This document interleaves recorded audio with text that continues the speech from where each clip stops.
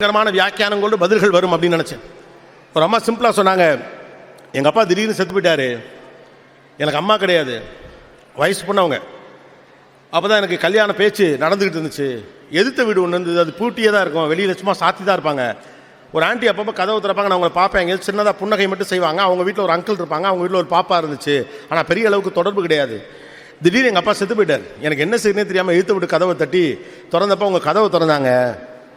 திறந்து என்னப்பான்னு கேட்டால், எங்கள் அப்பா செத்து போயிட்டாருன்னு நான் சொன்னேன். அவங்க ஓடோடி உள்ளே வந்து எல்லாத்தையும் பார்த்துட்டு என்னை கட்டி பிடிச்சிட்டு, கவலைப்படாதம்மா நான் இருக்கேன்னு சொன்னாங்க. என் வாழ்க்கையில் நான் மறக்கவே முடியாத மனிதர் அவங்க தான். நாங்கள் அப்போ இங்கே பல்லாயிரம் கோடி ரூபா பணம் கொடுக்குறவன், லட்சக்கணக்கில் கடன் கொடுக்குறவன், கார் வாங்கி கொடுத்தவன், 100 பவுன் போட்டு பொண்ணு கட்டி கொடுத்தவன், இவெல்லாம் பெரிய ஆள் கிடையாது. நீங்கள் நிற்கதியற்றி நினைக்கிற போது நான் இருக்கிறேன் என்று சொல்லுகிற நம்பிக்கை தருகிறதை விட வேறு எதுவும் இங்கே தர முடியாது. அதை சொல்கிற மனுஷன் இருக்க வரைக்கும் என் மனசு சாகலே நான் நம்புகிறேன்.